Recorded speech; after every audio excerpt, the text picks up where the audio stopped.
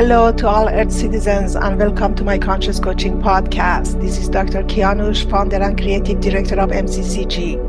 My Conscious Coaching Group is a non-political, non-religious 501c3 coaching nonprofit with initiatives in healthcare, leadership, and education with focus on emotional and spiritual intelligence.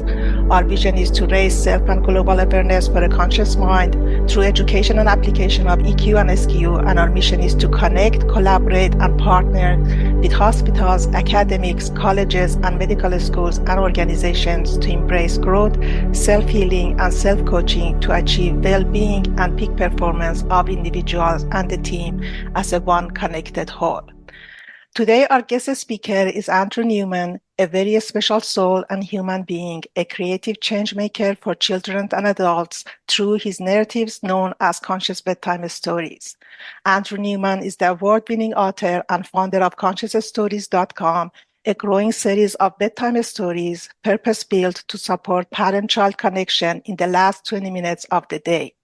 His TED Talk, Why the Last 20 Minutes of the Day Matter, weaves trauma-informed awareness and attachment bonding into the wonders of story time, outlining the importance of quality connection before sleep for your child's ability to regulate, rest deeply, and wake up confident. He is a graduate of the Barbara Brennan School of Healing, a non-dual Kabbalistic healer, facilitating men's group in the Mankind Project and Soul Games, which has been actively involved since 2006. Andrew is a featured expert on Mind Valley's Little Humans and has been opening speaker for Deepak Chopra, keynote speakers at Dr. Becky Bailey's Conscious Discipline Conference, and author in residence at Bixley School in Boulder, Colorado. He brings a calm yet playful energy to speaking, events, and workshops, inviting and encouraging the creativity of his audiences, children, parents, and teachers alike. Thank you very much, Andrew, for supporting our nonprofit, My Conscious Coaching Group's cause and events with your conscious stories in the past few years, and especially for joining us today. Welcome to our podcast. Thank you so much. This is a pleasure to be here with you. And yeah, we've been following each other through stories for some time, and it's a pleasure to be with you in person now. Exactly. Yeah, I've been chasing you for a couple of years, and I'm glad that this is a time that, we have some quality conversation through this podcast together and for the world. Andrew, please let us know, how do you like the world know you, and by your stories, of course. Yeah, I think that I'm most known through a brand at the moment, and the brand is Conscious Stories. But if you know how to read the subtext of the stories, you actually get to know me personally quite well, because I'm often the hero of the story is very very familiar to me and very dear to my heart. So I really want to be known personally. I want to be known intimately. I also want to be known as an author. It feels great when occasionally I get to sit in a coffee shop with a book on the table, and a kid comes past and goes, "Oh my God, I've got that book already." And I'm like my heart soars. It happened a couple of weeks ago in Santa Fe, where I met a 5-year-old super fan, and I'm like, if there's anybody I want to be famous to, it's 5-year-olds. That's perfect for me. Yeah, exactly. That is something, to be famous to a 5 years old. I'm reading your stories, actually, some of them even for myself, and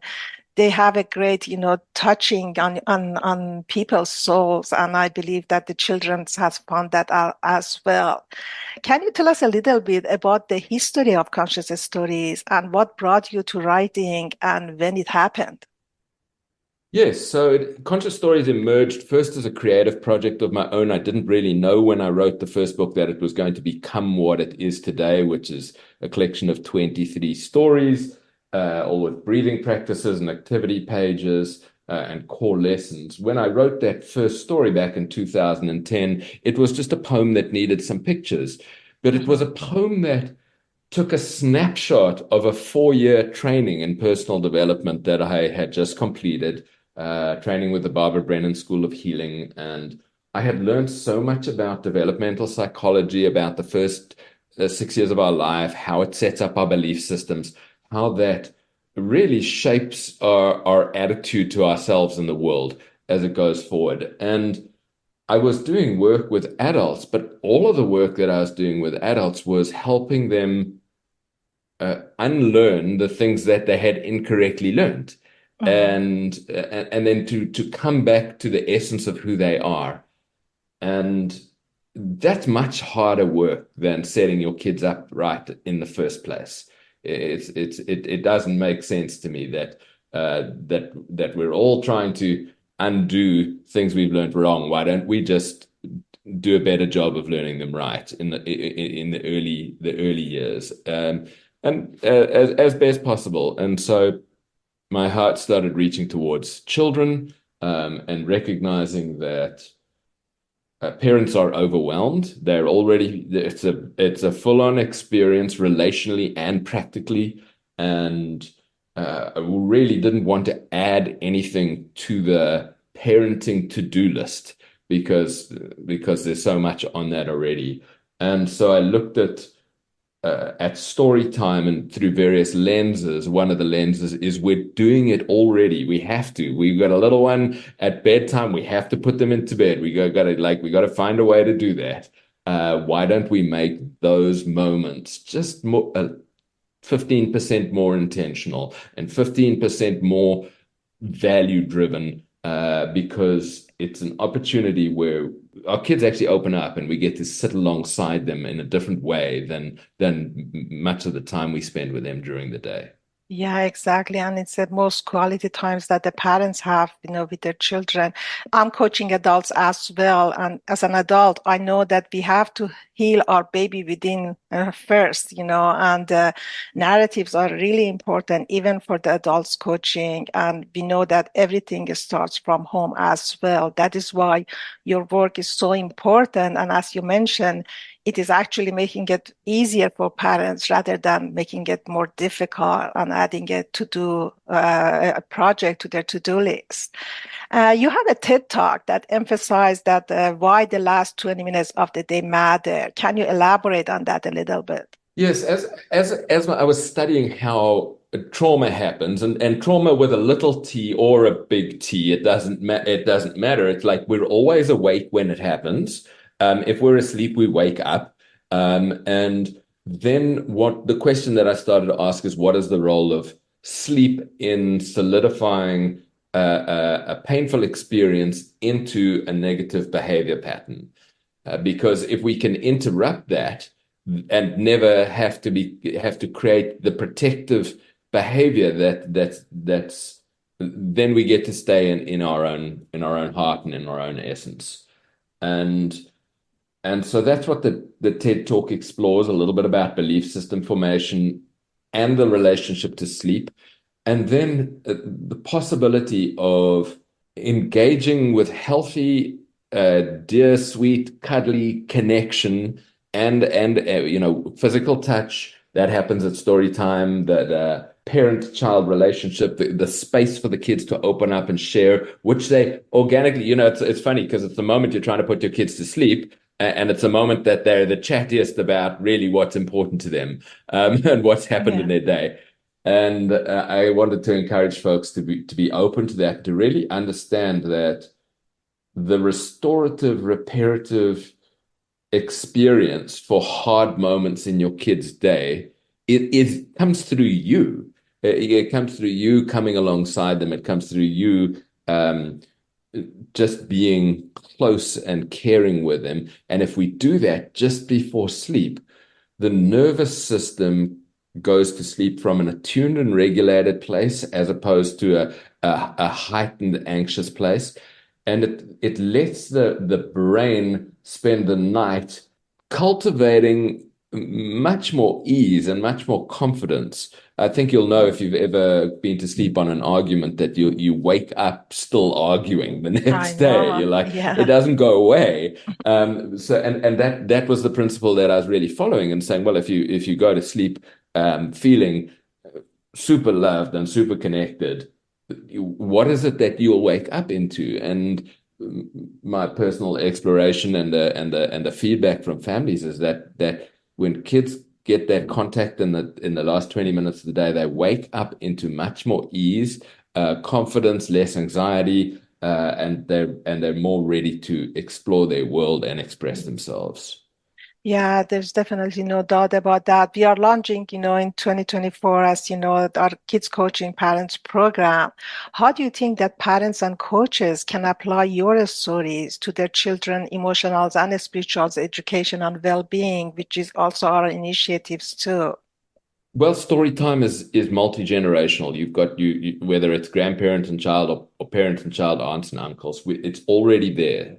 So at the start of each of the conscious stories, there's the snuggle breathing meditation. And if an adult sitting alongside a child starts the pattern and repeats it so that the kids get used to it over time, we take the 4 breaths, we slow down. This is a transition aid. I breathe for me.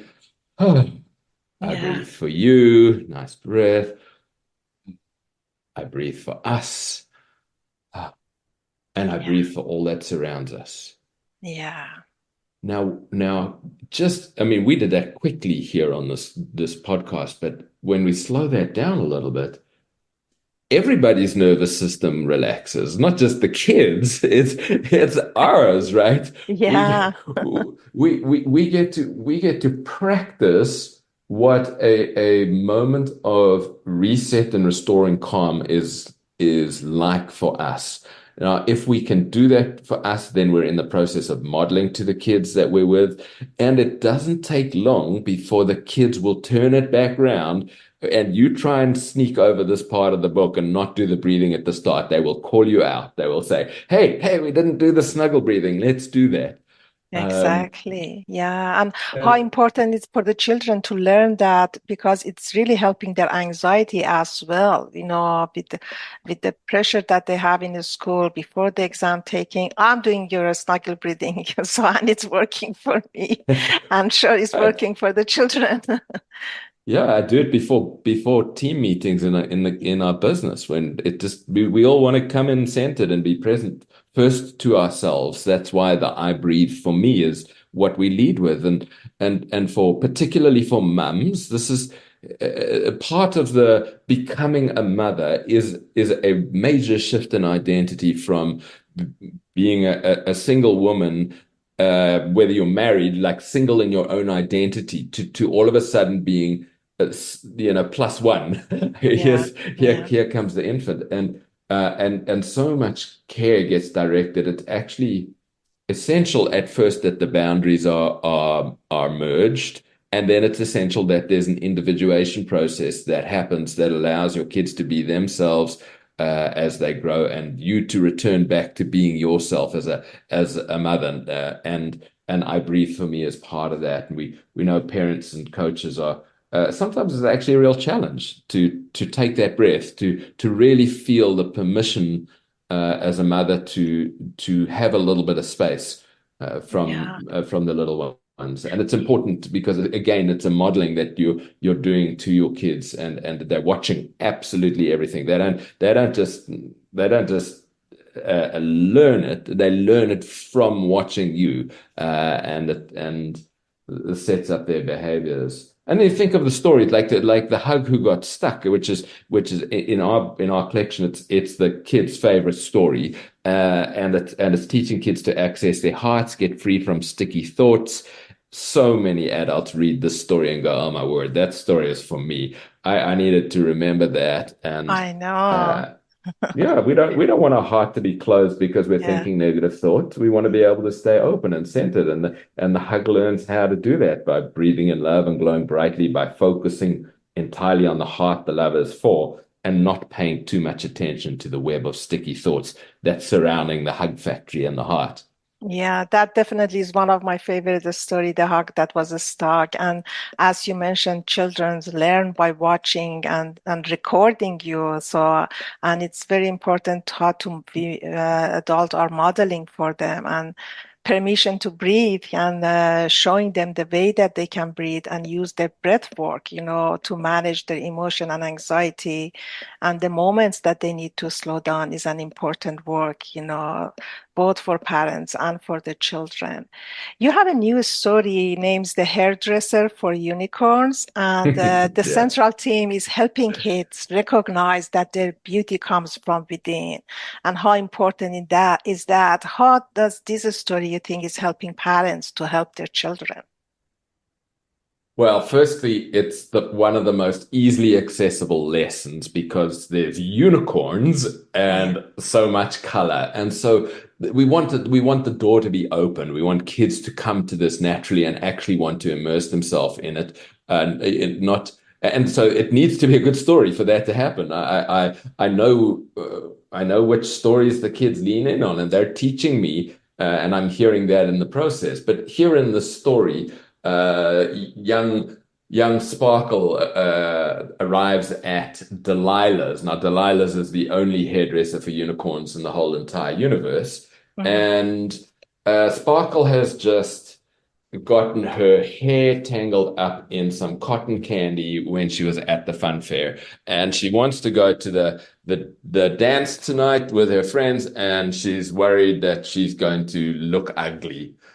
And and at the salon, Delilah tries washing things out of their hair. They try the hyper handy cosmic hairbrushes. They try the interstellar tangle teaser, and poor Sparkle, it just gets sticky, knotted, and clumpier. And the only solution is actually to cut the hair off. And of course, this is a huge edge in terms of visual identity for anybody.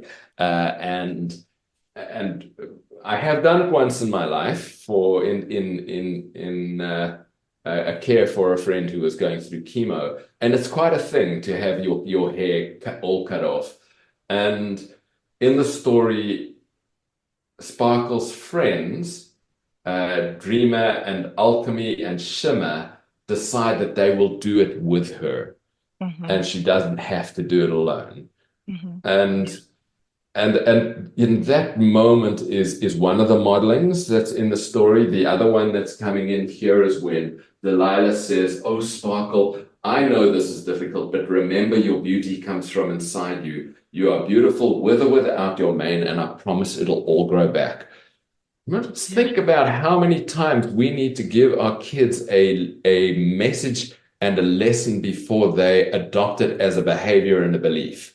Mhm. We can't do it just once. Yeah. Need it to be on repeat. We also need it to come in from different forms. So this central message about helping kids to know that their beauty comes from within. It's also in The Elephant Who Tried to Tiptoe as a story, and other areas in the collection. And so this book is just layering in this message. There's a fabulous ending. The girls look amazing with their hair cut off. They can actually see each other's eyes more clearly. Your horn is sparkling even more magically, and they get to go to the dance and really be the talk of the galaxy because now they stand out. Now there's some another layer of uniqueness that emerges. And if you're the parent and you can just read the story and that can be it, or you can read the story and start a conversation. And to help with that, we've got the activity page at the end, which is a daily sparkle meter, and you get to check how sparkly did you feel today. Now, if your kid is with you and says that they don't feel super duper sparkly, we've got a little gauge. They're actually only sort of smiley, which is one of the positions. Then you've got an opportunity right there to begin a conversation. Like, what would help you? What would help you be more sparkly? What happened today that you're not so sparkly? And then you've opened up into a conversation. What is it? Yeah. Had too much sugar, or someone was mean on the playground, or I'm just tired, or now you've got uh, layers of intimacy in your connection within the relationship. Yeah, such an insightful way that to do this work, and it is important for the children also self-confidence and self-awareness that how they can rely on the strengths and the skills that is residing within them rather than outside them. And I was just curious, where do you get all these, colorful inspirations? It's just your stories are amazing, your ideas. It's just, I'm a spiritual person too, but it's just beyond my imagination how you get all these, inspiration and how it's come to you. Well, I mean, firstly, a big shout out to the illustrators who bring the ideas to life. They're the ones who layer the character in. Yeah. Alexis Aronson and Liesl Bella are two central illustrators, but we've worked with five different folk over the 23 books. The ideas for me, I would say there's a certain compound interest that as I've stayed in my own personal development work in the men's circles, in the healing schools, in the growing and learning for myself on how to help people, I've Mhm, watched these common themes just show themselves. Like mhm. we all need to fall into silence. The boy who searched for silence. We all need to remember beauty comes from within. Yeah. We all need to keep our heart open and get free from sticky thoughts. Yeah. And so I mean, I don't totally know the answer to the question you're asking. It's kind of like for me, with my nature and my creativity, the story's right in front of me. It's not, I don't have to think very hard to find it. Yeah. I need to actually stop thinking to let it come towards me. And some of the stories, like the boy who searched for silence, I did a 4-day silent retreat. I wasn't allowed to have a pen. I didn't even think I was writing a story. And at the end of a 4-day silent retreat, the book wrote itself in 5 minutes. And I've just gotten used to listening to that kind of nudge that comes inside me when a story wants to be written. Yeah, I can say and see that in you, that that's the gift that you have, and we are so lucky that you are sharing it with the world. And when I read your stories, I said, "Oh my God, this is so resonating also with an adult, and this is not just for the children, as you mentioned. These are the themes Mm. that, I mean, many adults are dealing with it, as you mentioned, that the trauma that we all are experiencing, maybe going back to our childhood." And my favorite one, I'm going to ask your favorite book, but my favorite one is just The Girl with the Waterfall Eyes. And I was just Mm. reading the book, and you know that I have a background story of the NDE, near-death experience. So, and I just had the glimpse to afterlife, and I reached to page 11 and I just choked and started becoming really tearful with it Mm. when it says that it was said that she could see through storms and clouds beyond all difficulties into a person's soul. And to be seen by her was the greatest gift a soul could ever hope for.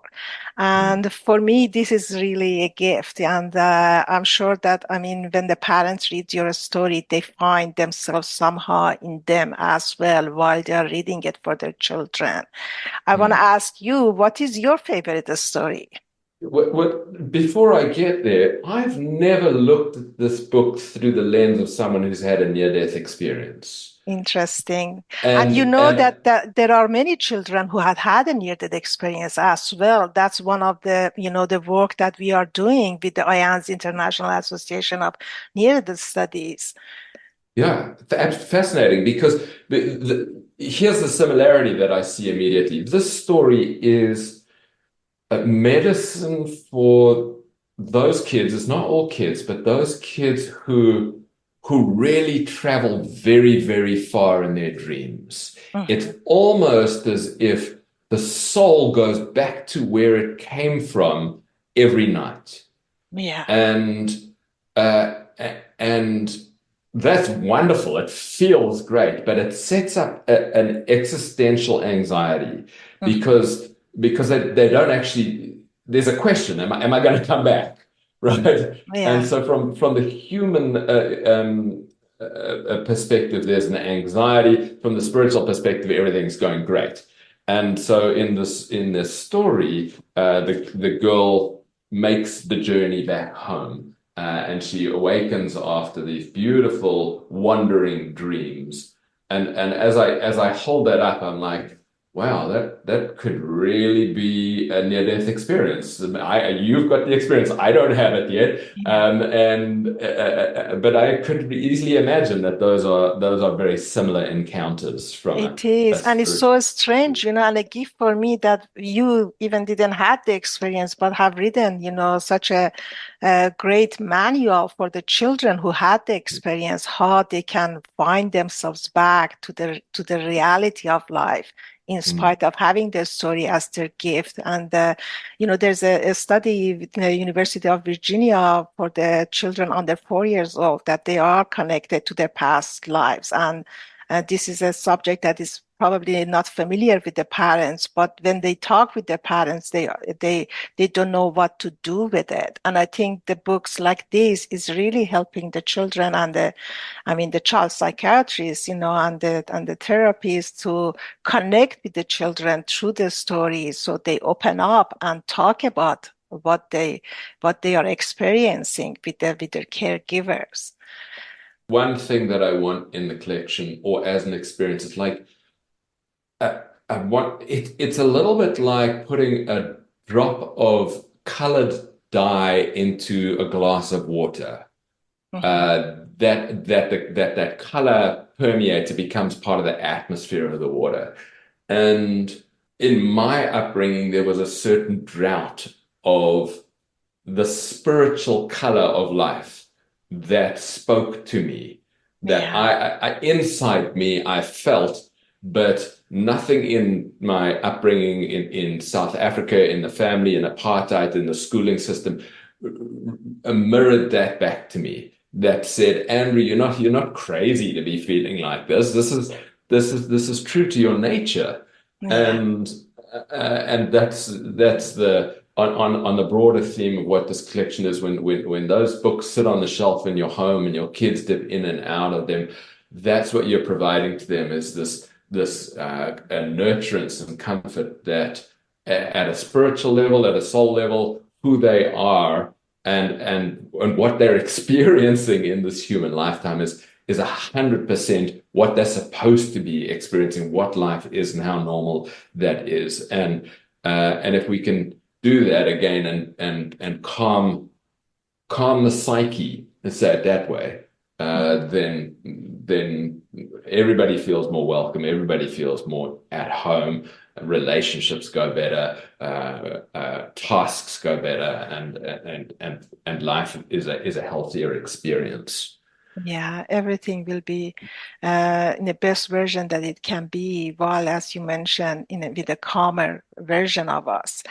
And what's your recommendation, Andrew, or any final advice for the parents and educators? Well, I would really center again in that breath of I breathe for me. Yeah, Don't underestimate what we know from the brain science, Dr. Becky Bailey, conscious discipline. We know that the first thing we have to do in a kindergarten classroom when a child has a brain state that is making them anxious, we have to breathe because if we don't, then our brain state will follow their brain state, and we want it to go the other way around, right? yeah, So don't underestimate that, and then if you're the parent who's listened all the way through this podcast and you're here now, I can 100% say you're doing a great job parenting. You're doing enough. You, as you are, is good enough for your kids. Don't let your anxieties about being a good enough parent or a good enough educator get in the way of your heart and your connection and your love, yeah. because that's the medicine and that's the ground. And so just yeah, I welcome that little piece of like the sigh that goes, oh my goodness, I'm actually doing okay here. I'm going to keep at it. Of course, you're going to keep at it. I'm going to learn some things, yes, but right now, where you are today, that's feel great about it. Yeah, thank you very much. As you mentioned, love is the medicine, and I believe that your books are great tools as well, for just making that medicine works. And great way to connect with the children and parents as well. Thank you so much, Andrew. At the end, just let us know how parents can buy your books, and if you have any promotions, how they can read and know more about you and what you are doing, and just out of curiosity. Yeah, please follow along. ConsciousStories.com is the website, is Conscious Bedtime Stories on Instagram. Mm-hmm. Yeah, come along. Come and jump in, send questions, reach out. If you've got a school your kids are at and you want me to come and visit, let's talk about that. You want to do story time over Zoom because it's easier, we can do that. Yeah, I'm here to help, and this is the conversation I want to be engaged with, learning from you and with you, and supporting our little ones. And thank you so much, Andrew, for all you are doing for the humanity and for the parenthood and for our children. We really appreciate you being here with us today, and have a wonderful time. Mahalo from the islands. Thank you, everyone. Goodbye to our listeners, and remember, one podcast at a time. Thank you for being with us for another one. You can visit our website at myconscious.org to learn more about us, or write to us at coach@myconscious.org. And please stay connected by following us on our social media platforms, LinkedIn, Instagram, Facebook, or Twitter, not to miss our upcoming episodes and events. Love and light from all of us to you. Make it a great day, everyone.